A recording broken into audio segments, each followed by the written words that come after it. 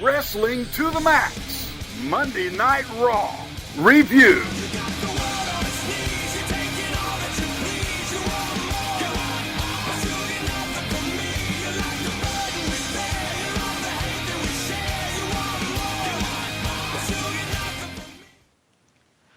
Welcome, everybody, to another W2M RAW review. We are doing the August 22nd, 2016 edition of this show, and we are ready to get into it. There's a lot of stuff going on in the world of WWE, and especially on the Raw brand.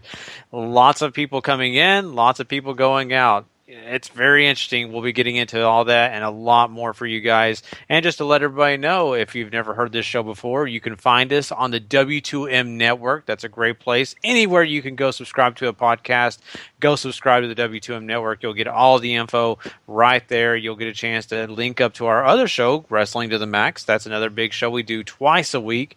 And, of course, we also do another review show, which is Smackdown. So I want you guys to have that info right in front of you anytime it comes on. So go subscribe to the W2M network. But tonight we are talking Monday Night Raw. So why delay any further? Of course, I'm here, your host, Gary Vaughn. And, of course, I got the two guys with me that are awesome. Mr. Paul Leeser is here tonight. Yay! And Sean Garmer, the co-host and producer of the show. What's going on? What's up, everybody? So you got the introductions done. There you go, everybody. That's who's talking. And we'll be right back with Monday Night Raw. All right. I gotta get you to give me a Raw thing that has the new song in there, Gary. Oh, I didn't realize they had a new song. I apologize. You know what? Usually when I watch the show, usually skip to the entrance. They had the same song for like 6 years, it felt like. So I just got used to skipping past that and just watching Raw. So we will get an intro for everyone once it does save you like 2 minutes, you know. Exactly. It's pain, but anyway. And when you're trying to catch up, yeah, it's all the help in the world you can get sometimes, you know. Definitely. You're right. So we started this Raw with, of course, the announcement that due to a torn labrum, which was not mentioned here, they just said a shoulder injury, I think. Oh, they did mention the torn labrum. He's going to be out 6 months. Ouch. Ow. And so the Demon King doesn't even get 24 hours of a reign with the Nakamura Pants looking title, the WWE Universal Championship. So basically, you know, the Balor has to give up the title. Foley has to sort of take it from him. And Seth Rollins comes out to be a dick, basically. And then Sami Zayn, Chris Jericho, Kevin Owens, Enzo, and Cass. They're in the main event scene. Roman Reigns, of course, to loud boos. And basically, we get to find out that they're just going to have matches to set up a Fatal 4-Way, WWE's new favorite match, to crown a new champion next week. Do you guys like the idea of we're going to crown a champion because the next pay-per-view for Raw is Clash of Champions, so you have to have a new champion already? I mean, they probably had a plan in place for Finn already, and him taking the injury, I'm sure you want to get that belt on somebody quick, so I don't mind. I mean, it's fine with me. There's no big deal on that. I mean, it is Clash of the Champions. I guess that could make sense. You'd want your guy ready to go with the belt instead of crowning one right there on that show. You know, this whole main event scene is kind of weird to me if they have all these people involved. And what I mean by that is maybe I'm being a little rude about this, but I love Enzo and Kaz, but why are they in the main event scene? I can't figure that out. Kevin Owens, totally get that. If Cesaro and Sheamus were a part of this, totally would understand. Not really sold on Enzo and Kaz. Rusev, I can get. Roman Reigns, we're lucky they haven't already handed him the title right now. So saying all that, it's the only one thing that kind of throws me off because a tag team throwing at this doesn't really excite me. It's not like Enzo Amore is really being considered for that main event role. Maybe Big Cass, because they've shown a lot of promise and love for him, but I don't know about Enzo.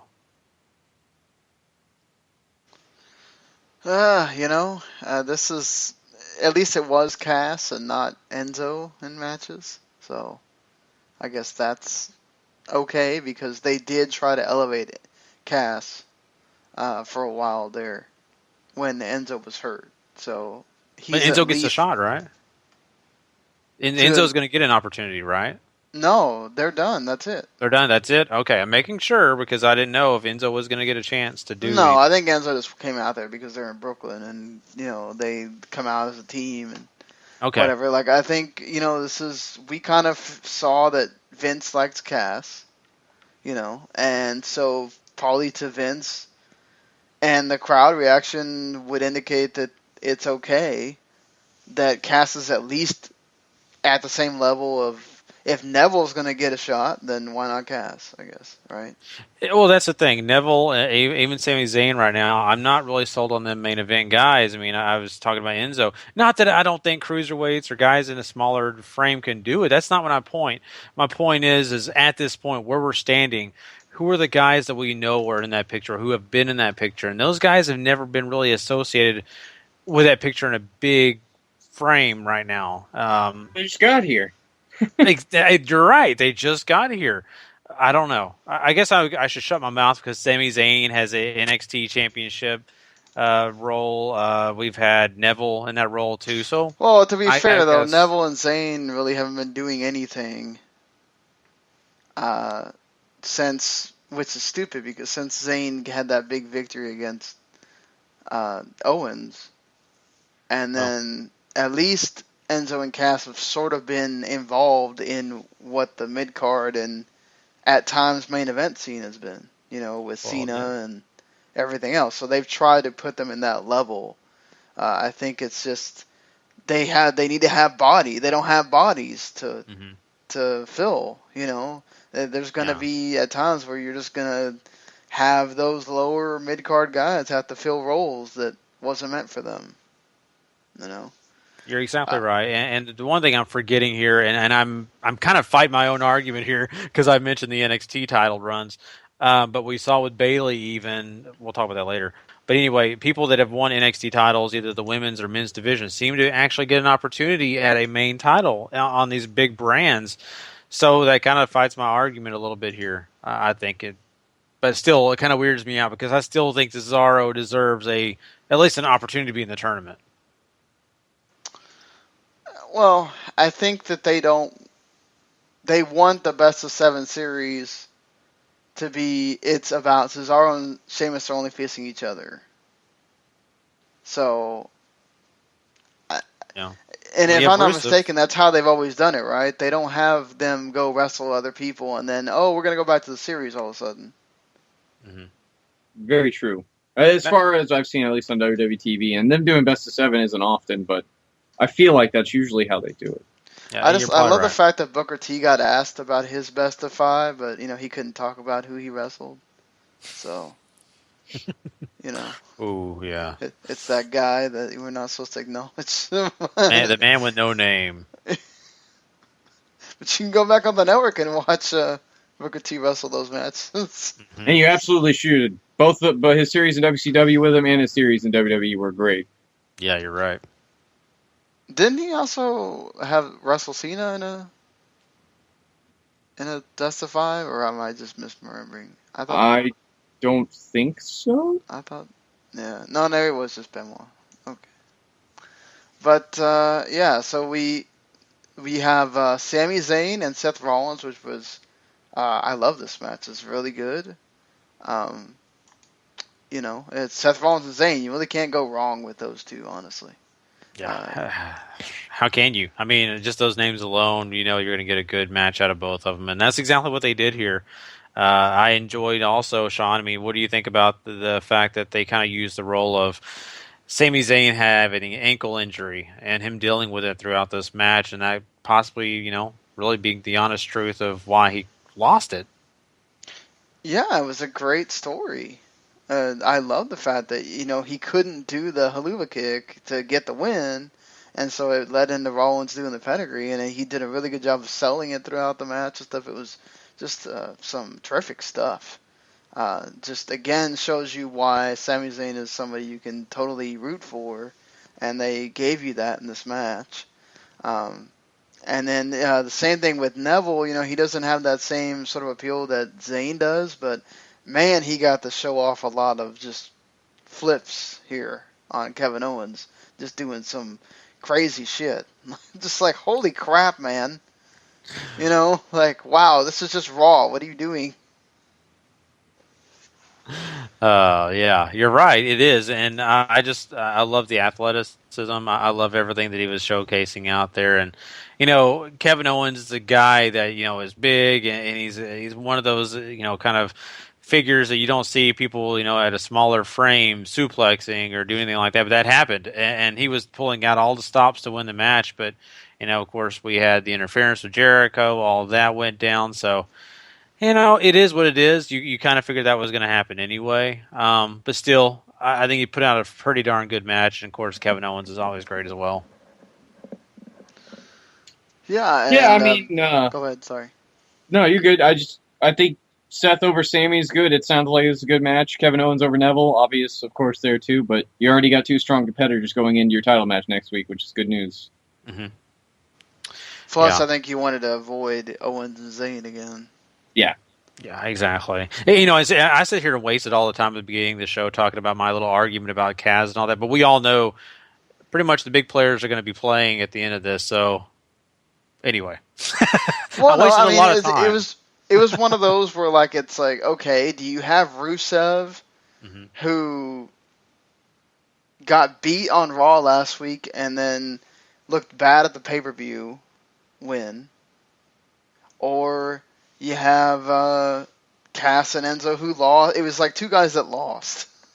True. So it's lesser of two evils, and I think sort of if they're in a situation where they don't have to sort of do much of Rusev, they're going to do it, and they felt like... I think they also felt like Cass was the only sort of new guy that they had, so they kind of sort of had to push him that was going to be in this match. So I can sort of... Because think about it. If you have Roman, Rollins, Owens, and Rusev, that means you're forcing people to cheer for Roman, right? And I think they sort of wanted somebody that in there that makes it seem like they're not trying to force you to cheer for Roman. That's a good point. I really do understand that, because it just from the fact of the way that people hate the Roman Reigns situation, and I'm kind of one of them. I can't lie. But yeah, going into that match, I mean, you're talking about Rusev and Roman Reigns. I mean, that match on SummerSlam put Rusev in a situation where he shows up on this Monday Night Raw, banged up, injured, and Big Cass is taking advantage of that. You know what sucks, though, guys, is that if they wouldn't have had Roman get a stupid pin on Rusev last week, they could have had Cass beat Rusev this week, and then when he doesn't win the Fatal 4-Way, he can be in a U.S. title feud with Rusev. But no, we can't do that,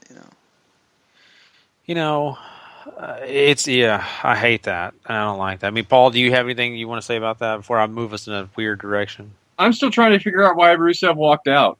Like, the U.S. champion doesn't want to prove that being the U.S. champion makes you the top guy and win both belts?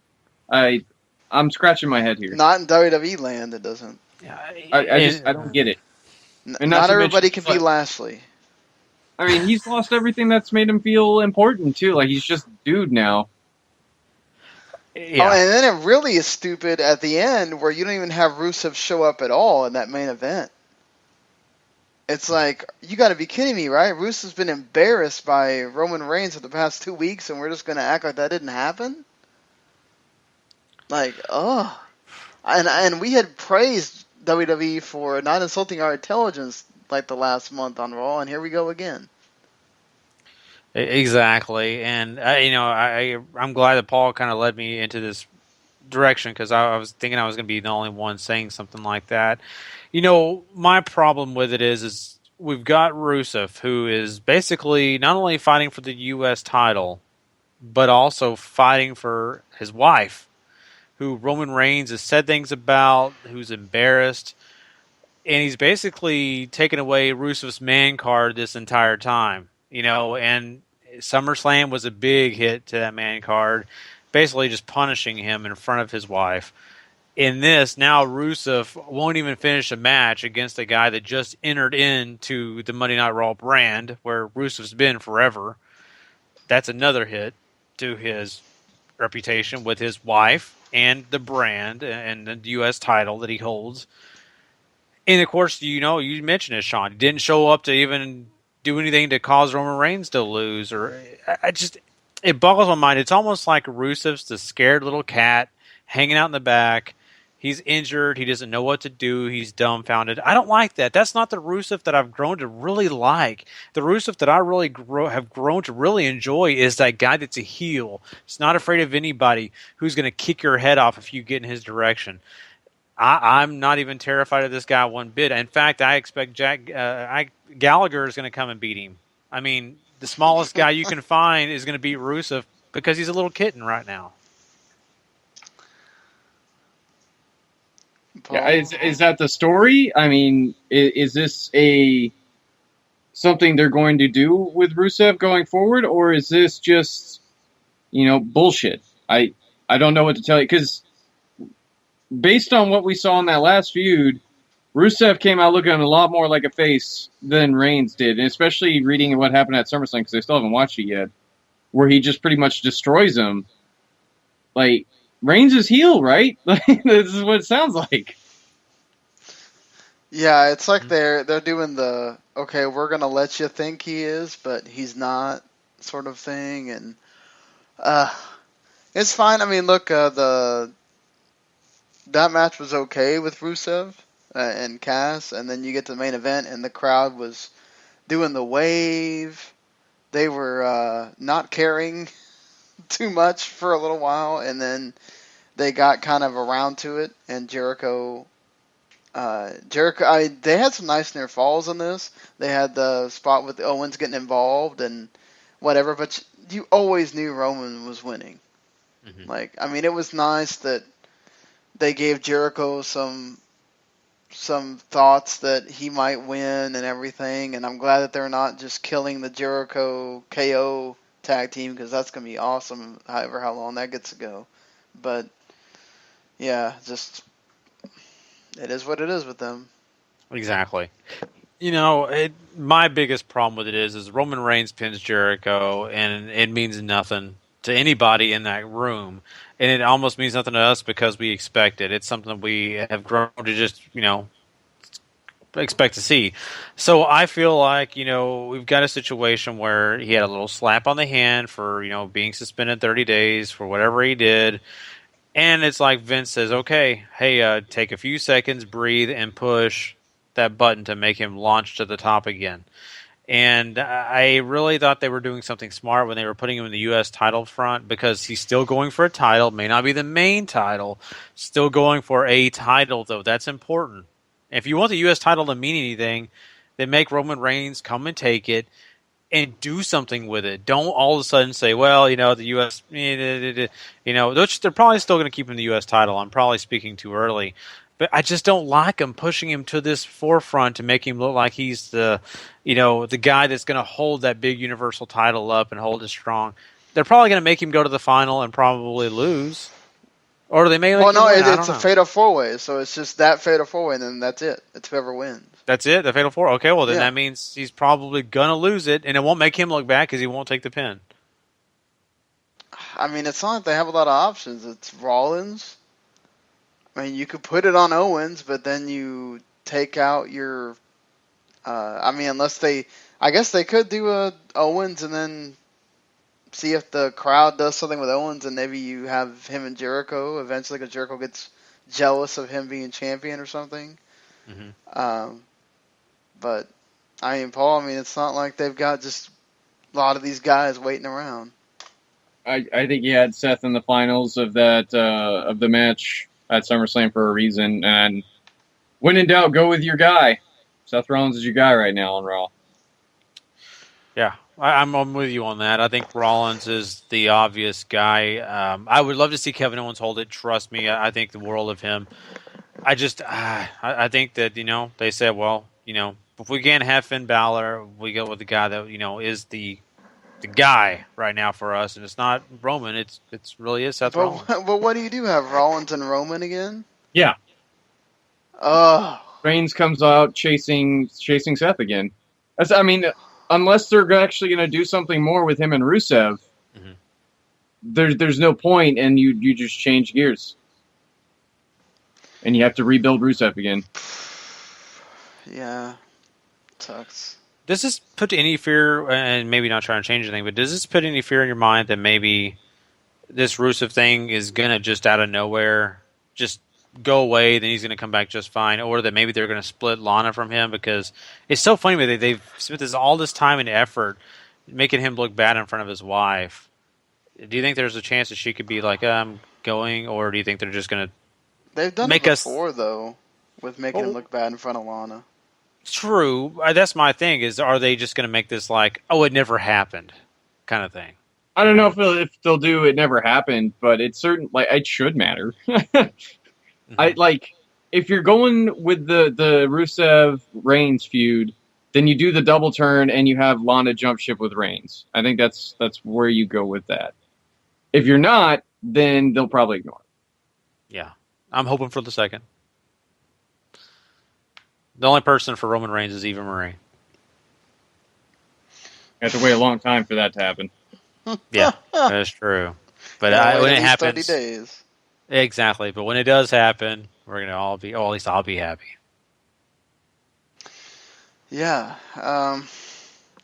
It's going to be interesting now, because it's like if they don't go back to Roman and Rusev, then that whole thing is weird, and now you've got just the same feud you had before you put Finn Balor in there. So not a whole lot changed, which kind of sucks. I mean, if they go with Seth and don't turn the corner with Reigns having to go after him, who chases him?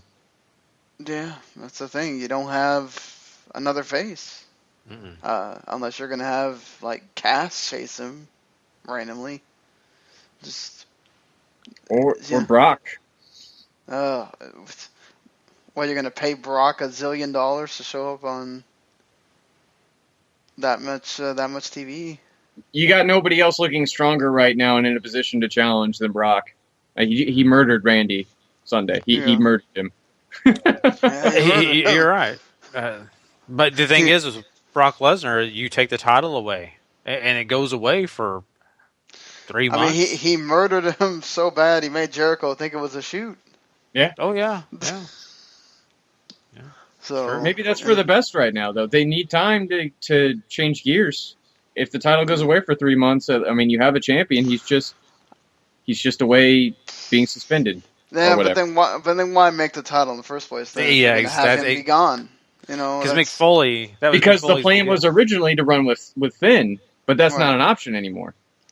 Well, you got, like you've been saying though, you got to run with Rollins, and this is where somebody's got to step up. I mean, if you had actually done something with Sami Zayn, and not sort of had him already wrestled Rollins twice in a month or whatever, you could have done that. I mean, if you would actually built up Cesaro, you could have done that, But now they're all kind of involved in their own things. But we move on from here after we had, I think, a good discussion on this. I mean, WWE's kind of stuck in a situation unless they call up somebody. And it seems like Joe is pretty set with what he's going on. I mean, he had to get his jaw reset, but that's neither here nor there, poor guy. Another day at the office. Mm-hmm. Yes. Big props to Finn Balor, though, for having a dislocated shoulder, setting it back in almost immediately, but then finding out he has the torn labrum, which sucks. But so we did have a few other things. They did announce it here. I was going to wait for the next show, but maybe we can just kind of break down the guys on the next show. But they did announce the first. They didn't officially announce them, but they had them talking. So you assume that means these guys are signed. Mm-hmm. And several of them we kind of already knew. Noam Dar.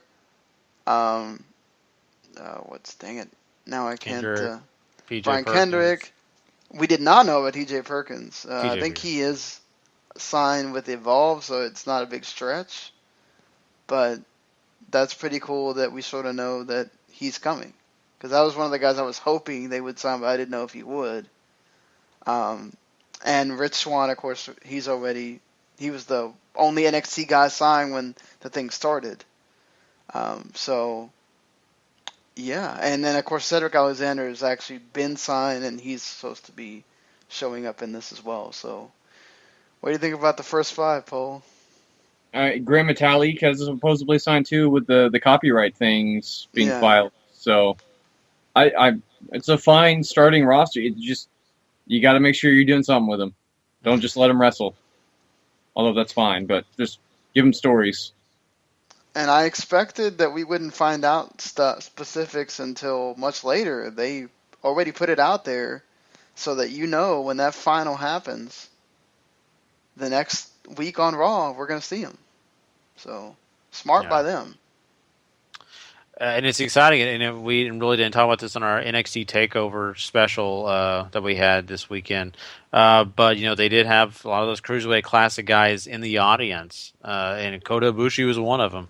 So it makes you really curious, what they're doing and how they're going to go forward with this Cruiserweight division. I'm glad they named the 5 that they did, but it makes you wonder who else is getting named. Yeah, you can't have a division built around 5, so they've got at least a couple more. I mean, unless they're going to do it like with 7 or 8, and you have Metalik or Ho Loon and Neville and Zayn, as your sort of 8 or whatever. I mean, it depends. I'm assuming we're not going to see these guys multiple times. It's honestly, with what we got in the second hour, I don't care if we have 2 CWC type matches every Raw. Personally, I'd much rather that than what we got in the second hour, but. Maybe that's just me. Right, I mean, I don't want to see Titus O'Neil and Darren Young dying a death out there. Braun can keep squashing people in 10 seconds. I guess that's okay. But all you need to know about that is, let's just say it this way: Titus O'Neil, whatever, it needs to figure something out. To me, this was not a good promo for him. It was uncomfortable. I don't think the crowd cared one bit, which made it uncomfortable for him. They were chanting for Heath Slater when he was wanting Darren Young to come out. How over is Heath Slater now? They keep chanting for him. He's the new CM Punk chant. Yeah, exactly. You gotta love it. And of course, you gotta love that Brooklyn crowd. They're the ones that are going to give you that type of awesome, stuff. So, saying all that, you could, of course, the situation that ensues where we have, what's his name, the old man come out. Bob Backlund. Bob Backlund, one of my heroes. That's your boy, Gary. I know. Sorry, I got a little tongue twisted. Sometimes I blush a little bit, but. Bob Backlund did the chicken wing and all that on Titus O'Neil. It was kind of comical. But at the end of the day, it really didn't matter. Basically, Titus O'Neil takes out both Darren Young and Bob Backlund, and you're like, whatever, I could care less. And then, you have Braun Strowman come out and squash another guy. And what the worst thing about this is do they not talk to these guys and ask them what they're going to say when they're interviewing them? Because why in the world would the guy that's going to wrestle Braun Strowman say, the reason I'm here for this match is because I like big, sweaty men? Maybe that was their LGBT character. Maybe it was. Maybe that's their foray into it. God. He needs to look a little bit more like Dalton Castle if he's going to do it. He did not look feminine at all. I mean... Wait, hold on. What are you trying to say? Gay, Gary. Just saying. Hey, Dalton Castle's attractive, so you got to look like him if you want to be. Man. So, yeah. So anyway, be a star, Gary. Gary has a crush on all these people today. I like LGBT. The whole thing what they're doing with that, that's fine. But this did not make any sense with that. Come on. Well, I mean, if it is, you got both of them beat up. You got Darren Young get beat up on this show, and you had that guy. So I'm sure Darren Young wishes he was that guy because Braun Strowman sure did come in there and I'll stop there. Oh my God! Seriously? Wow. Uh, This just went in a plunge. I'm just saying he drilled him, man. He took care of business. Okay. Be We a move star, on. Gary. we move on. Well, speaking of rainbows, the New Day comes out here. And basically, they continue their title run. And Doc and Carl just sort of they make fun of the fact of what all of New Day does, sort of being the anti-New Day, and then they set up a Carl Anderson and Big E match here, which yes, it wasn't. It was okay. There was not a whole lot good with this Anderson and Big E match. Yeah, they just.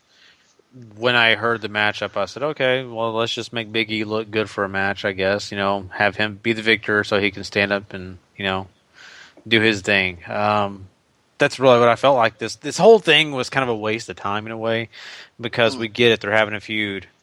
But at the end of the day, this is all about Big E being back, being better, being healthy, right? He's shaking his hips like always and doing all that stuff. And, of course, he wins the match. And it wasn't much of a match, but it was a match where he is victorious and stands tall. So there you go. That's all you need to know. Nothing else. I mean, the best part about it was the unicorn full of bootios. That little pinata. Brock was apparently mad they did not give him bootios during their interview or whatever they have with him. Oh, how dare they? That Can is you really. imagine Brock wanting bootios? That is He wants pretty to make funny. sure he ain't booty. Come on. And when you got Sable, I don't think you got to worry about it with your booty or not. I guess. Still wonder about that. She looks so much older. I'm surprised, but anyway, she still doesn't look like she's aged much to me. But, oh no! But I always thought she looked older in the Attitude Era. Right? Yeah, she did. She looked like one of those older women that it just doesn't matter how old they get, they just continue to be hot. Let's be real. There's probably a good amount of plastic involved in there. Oh, I'm sure. Yeah. I'm sure. But hey, at least she doesn't look like Sunny. So. Oh yes. Thank God not. Oof. Can you imagine that? Cocaine's a hell of a drug. Yeah. That also helps too. A lot. And she probably would come in your house and put mud on your couch. So. So continue with the tag team theme here. The Dudley Boys. It was announced on WWE.com. It was a big thing throughout the show. They kept showing highlights of the Dudley's career. And they mentioned the TLC matches. When they mentioned the Hardys, you get a delete chant in Brooklyn. Which is awesome. They're paying attention. I mean, not that, seriously, if you don't know what Matt Hardy's doing right now, I don't know what you've been doing because he's, literally everywhere. And then you have the Shining Stars coming out. They wanted to take us to hashtag WTM Puerto Rico, but sadly, the tickets weren't for us. Oh. Upsetting. Shining Stars, if the Dudleys don't want to take your tickets to Puerto Rico, we'd like to have them. Yeah, we got to have please. that hashtag happen one of these days. Yeah, we do. So the crowd even chanted "Testify" for Devon and everything. And basically, now what I've heard is these guys sign extensions. So I don't know why you would be doing a retirement thing unless this will eventually build to them splitting. Or we're just going to retire them into they sign extensions to sort of do stuff in the office or producers or something. But I mean, you have Carl and Anderson show up, or Carl and Anderson. It's the same person. Sometimes they do feel like the same person, both of them. Doc and Carl come out and just screw with the ending there. I mean, I don't know. This just felt like one big clusterfuck. Yeah, I really was kind of dumbfounded with this whole thing with the Dudleys because this is new news. and I really have not seen any reason for these guys to slow down and retire. They've been great for the company because really they've enhanced these tag teams that they've been involved with. They've done a lot of good stuff, and so them leaving was kind of a shock. And I kept thinking, is this on purpose? What are they doing? I mean, is Aces and Eights in a return, something like that? You technically did get like 3/4 of Aces and Eights here. Yeah, you did actually. But saying all that, I don't know. I was kind of enjoying it just because it's nice to see these guys give love to the crowd. Blah blah blah. It's kind of cool. But at the end of the day, the Shining Stars, it's kind of a crappy team to come out there and do anything to start anything with the Dudleys. But I get it. And the Gallows and Anderson, why are they getting involved? I thought they were busy with the New Day. What's the purpose in that? I mean, is it just to get him more heat? To look mean.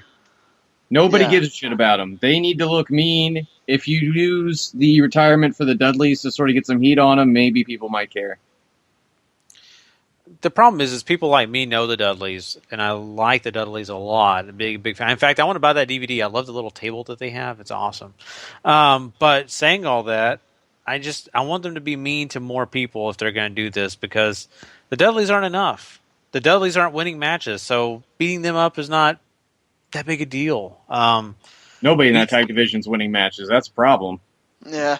I guess you're right. You got me there. Outside the New Day, nobody gives a shit about who else is in that division.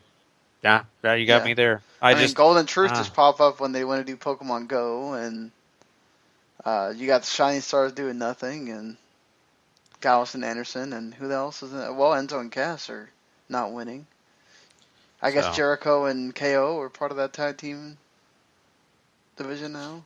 Yeah, exactly. I don't know. But I will say this. If you want them to do mean things and get more heat, this is fine as a start. But this has to be the start of it. You have to go start taking out singles, competitors, everybody you can find. Don't just make this like this is the only heat you want. Well, yeah, but this you got to start somewhere, right? If they're just going to randomly just start attacking people, then I guess why not, right? Exactly. We'll have to see. It's just so funny that the last few with the New Day has been all about comedy. Then now they want to have them be total assholes to the New Day. Then they want to go out and just, okay, we're just going to beat up people. Okay, well, whatever. Possibly the biggest thing outside of the main title deal is Charlotte coming out with Dana. You get two-time champ constantly chanted by Dana during the entrance and everything. And Charlotte runs down Sasha and everything else, that she's not good enough for the women's division and all this stuff, and that nobody's around left to face her. Mick Foley comes out. The crowd's already spoiled it because that's what the crowd does. And Bayley shows up on the main roster that quickly. And yeah, I thought Bayley was fine. Was good here. She was like, "Oh, I don't want to upstage you, Sasha, but or not Sasha, Charlotte, but I want to go for that title." And hey, you have your next big match. Sold. Yeah, I mean, I love it. I love the debut, and it was exciting. We all wanted to see this happen, and it's really cool that this has finally taken place. And the one thing I will say is I am thrilled that they did this. I kind of wish that Bayley would have said something about hugging Charlotte, like saying, I hugged you last night because I respected you. It was because, you, Sasha, and Becky have done a lot for me. We've all been together. And then, of course, from there, Charlotte could do what she did and say, well, there's a reason you got left behind. Kind of shut her down from there. I would have loved that.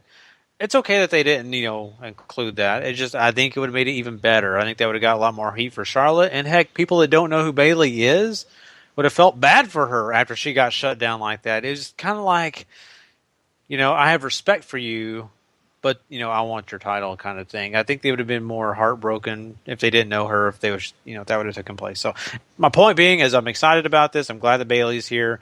I sure hope that they do a good job showcasing her, allowing her to build her character on Monday Night Raw. our biggest love for Bayley was always when she was, thrilled about seeing legends. She wanted to hug everybody. She wanted to be just that innocent, girl. Well, And I hope she's that they grown do up that. from that a little bit, though. I don't think She she can go has. back to that. Well, but she's starting over. And you can't have her just be like, I'm a tough person. I'm here. Look at me. I'm kooky. We get that all the time. That's generic. That's every woman that shows up on this roster. There's not many of them besides Tamina that don't have that. Nikki Bella is the same thing, except she right now is playing a heel. If she was a face, she'd be doing the exact same Oh, thing. she'll be a face when she shows up on SmackDown tomorrow. Yeah.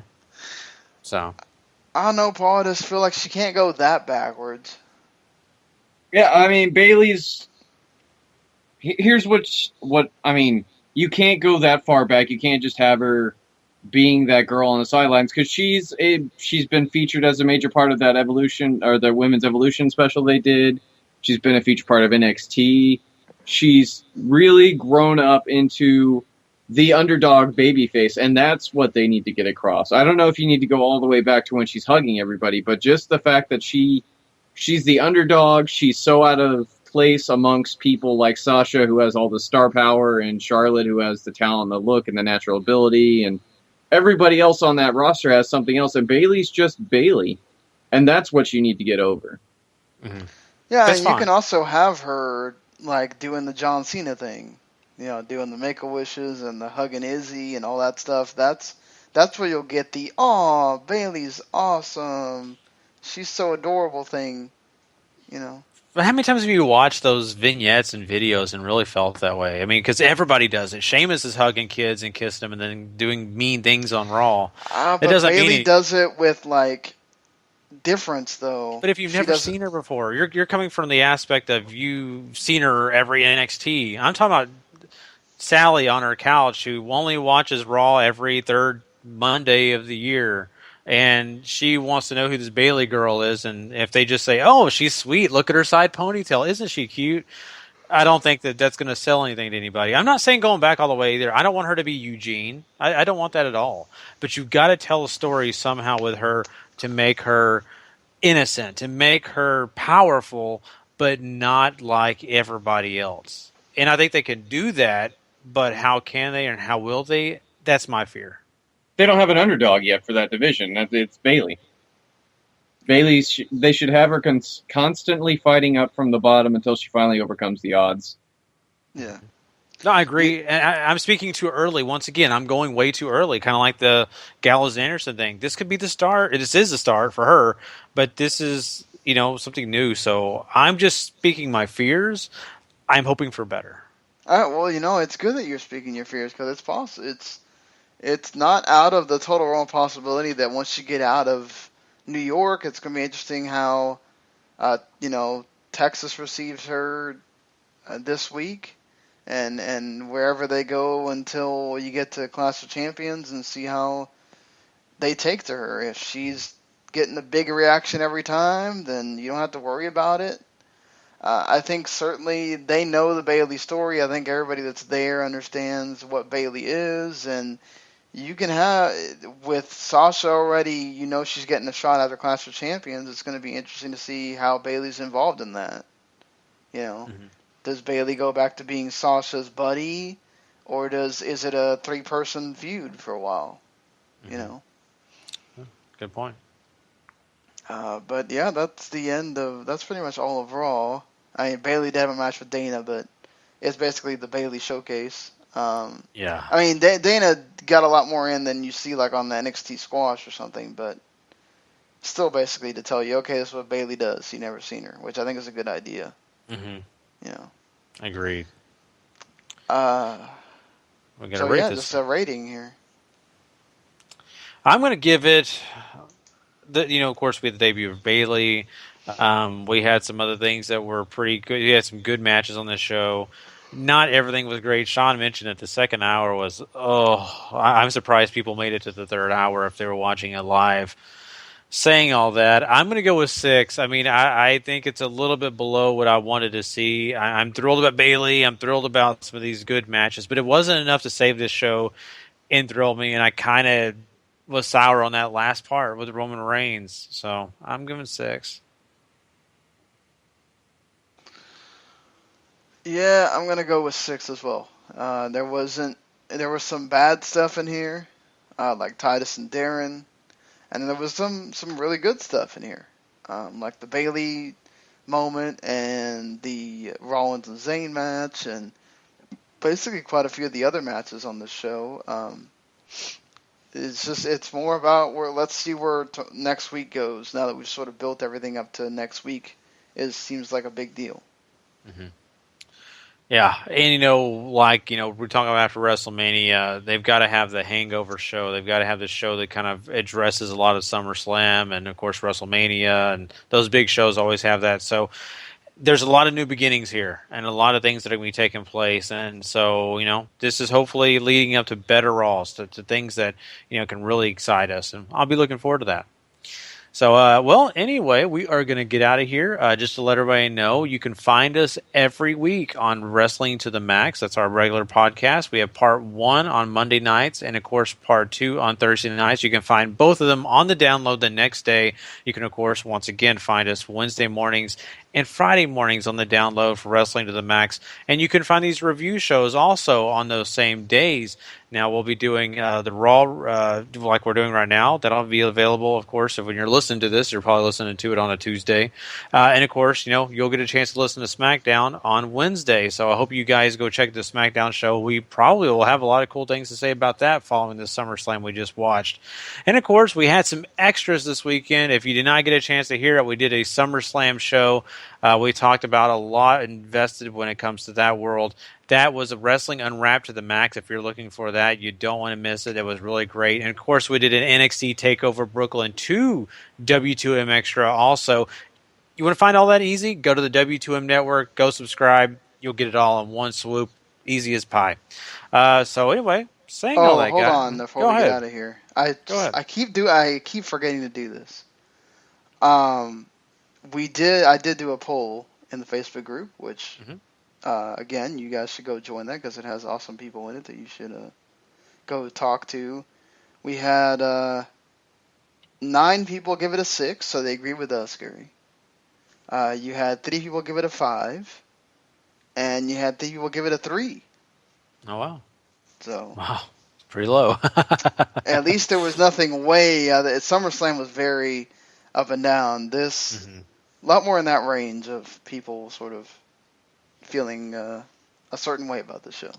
Exactly. So. And the Finn Balor thing was a big bummer. That starts out the show in a very sad light. So it is what it is.